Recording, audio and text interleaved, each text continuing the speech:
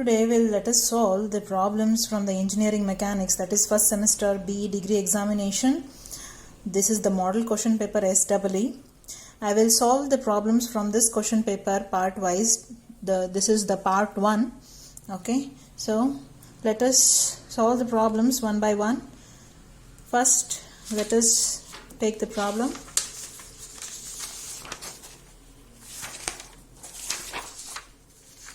Yes, let us take up this problem. Let me read out the problem for you first. The cross section of a cast iron beam is shown in the figure.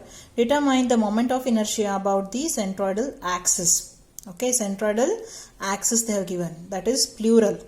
So centroidal x-axis and centroidal y-axis. You have to find the moment of inertia. Okay, now let us solve this problem. I have solved here. I have taken, yes, I have divided it into the three areas, that is, one is semicircle, two is a rectangle, that is rectangle 2, and this one rectangle 3. First we have to find the area. Area of semicircle, pi into 6 square r square by 2. So we get 56.54. For the second rectangle, what is the area? 4 into 12. That is, height is 12 and width is 4. So 4 into 12, 48. Then third rectangle, this area is 24 into 4.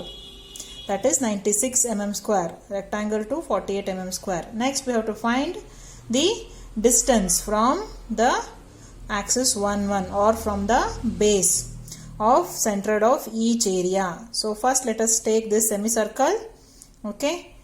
It is 4r by 3 pi distance of centroid, okay, in this semicircle from this line, right? So this total distance is 4 plus 12, that is 16.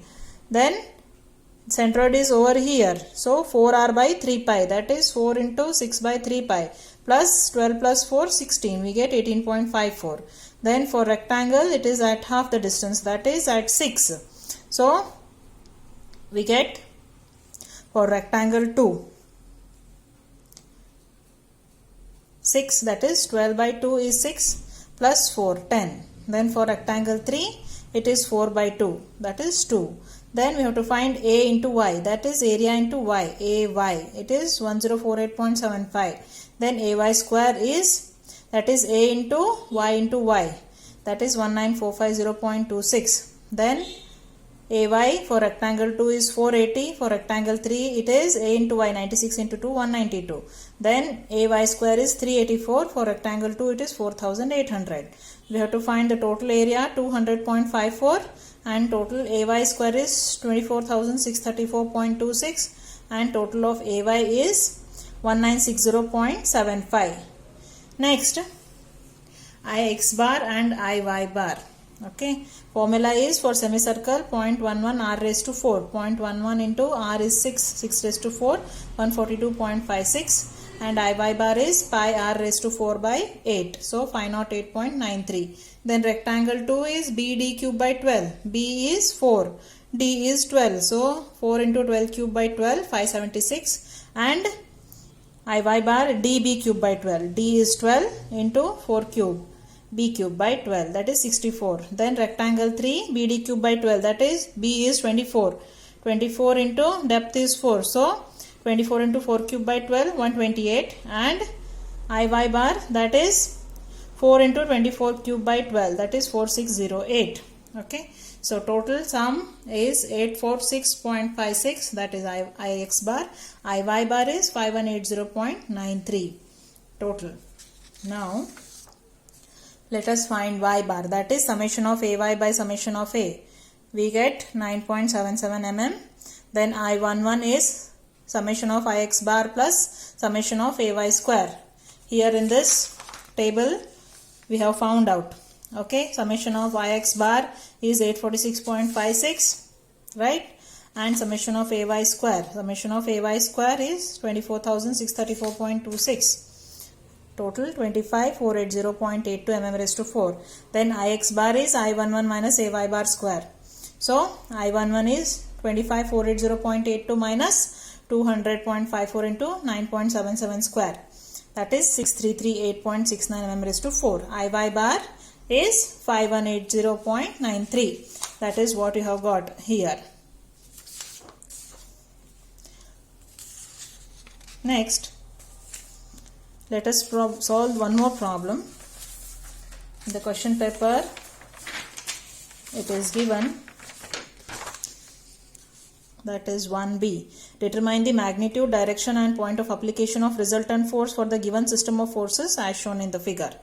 Okay, they have given an inclined load 5 Newton and theta we have to find, and they have given 6 Newton vertical load and a moment 8 Newton meter they have given. Okay, so we have to find the magnitude, direction and point of application of the resultant force. Yes, so magnitude of the resultant, first let us find the value of theta. Tan theta equal to opposite is 1.2 by base is 2, this is 1 plus 1, so theta is 30.96. so magnitude of the resultant sigma fx is equal to, we have to first resolve 5 Newton. Okay, so 5 Newton when you resolve, you will get angle is 30.96. so 5 sin 30.96 and 5 cos 30.96, right? Then it is in the negative x direction, so minus 5 cos 30.96. no other load in the x direction, either positive or negative x direction, so minus 5 cos 30.96 minus 4.28 Newton, and summation of vertical forces it is given downwards, right? 6 Newton it is downwards, so minus 6 and minus 5 sin 30.96 we get minus 8.57 Newton. So R is equal to summation of fx square plus fy square, so minus 4.28 whole square minus 8.57 whole square, so we get 9.58 Newton. That is the magnitude of the resultant. Now how to find the direction of the resultant, we already know, that is tan inverse of sigma fy by sigma fx. So tan inverse of minus 8.57 by minus 4.28 we get 63.46 degree. Next we have to find the position of the resultant. Okay, so summation, that is we have to find the moment. Okay, then how to find the moment, let us take this figure over here. So this 6 Newton, if you take the moment about point B, it is in the anti-clockwise direction, so minus 6 into this distance between the line of action of this force and the point where you have considered. Okay, so this distance is 1, so minus 6 into 1. Then this 8 Newton meter is anti-clockwise only, so it is minus 8. Then one more, if you take the resolved forces of this 5 Newton in x and y direction, the x component will be passing through the point B, so we need not consider it. The moment due to that component will be 0. Then if you take the vertical force, okay, then it will cause an anti-clockwise moment, so minus 5 sin 30.96 into, it is acting at a distance of, this distance is 2 meters, so minus 19.14 Newton meter. Then D is equal to minus 19.14 by resultant 9.58, we get almost 2 meters. Then x intercept and y intercept, that is the moment about point B divided by sigma fy for x intercept, sigma fx for y intercept. So we get 2.23 meters x intercept and y intercept we get 4.47 meters. Next, one more problem they have asked. It is actually very easy problem. Okay, for 6 marks they have asked, that is to determine the reactions at point of contact for the sphere shown in the figure. Okay, they have given one sphere and it is 1 kilonewton and there are 2 contact points, that is A and B, and the inclination of the plane with the horizontal is 45 degree and 30 degree respectively. Okay, then let us solve this problem very easy using the Lamis theorem. Okay, we know that if this plane, it is making an angle of 45 degree with the horizontal, then if you take normal to this plane, okay, that will make an angle of 45 degree with the vertical. Okay, here I have shown. If you take this RB, then with the vertical it will make the same angle 45 degree. Right. Similarly here, this RA will make an angle of 30 degree with the vertical. Okay. So using Lami's theorem, I have just drawn the forces. This is RA, RB and 1 kilonewton. Okay. And here if you see, if you draw here, if I draw like this, that is RB. This is RB. The same I am showing here, RB. Okay. What I told that this makes an angle of 45 degree here. Right. So this angle, alternate angle, it will be 45. Similarly, this angle if I draw here. So this, if this is 30 degree, then alternate this will be 30 degree. Right. Then we have to find the angles between two forces to use the Lami's theorem. Right. So here this 45 plus 30 will be 75 and this whole angle is 180. 180 minus 30, this will be 150. This whole angle is 180. That minus 45, you get 135.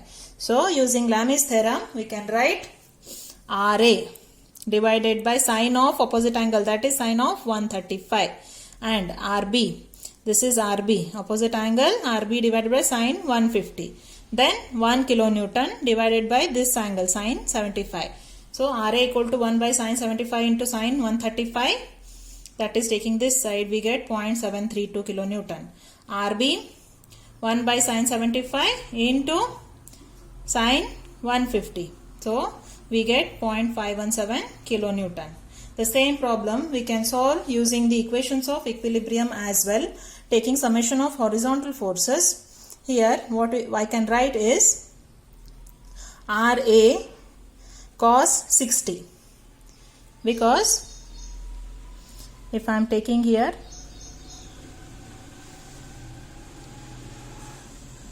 this angle is 30 degree and this is RA. You are taking the components, right? So if I draw horizontal over here like this angle will be 60. So this angle will be 60, right? So, and it will be positive. So RA cos 60 minus this will be 45 only. Okay, because if I draw horizontal here, total is 90. So this will also be 45. So minus RB. This is RB, right? This will be 45. So minus RB cos 45 equal to 0. So RA cos 60 equal to RB cos 45. That is RA equal to RB cos 45 by cos 60. We get RA equal to 1.41 RB. Then summation of vertical forces equal to 0. Both are upwards positive. So RB sin 45 plus RA sin 60. And 1 is in downward direction, minus 1. So we get RB sin 45 plus 1.41 RB sin 60. I have substituted this here in place of RA. I have substituted 1.41 RB.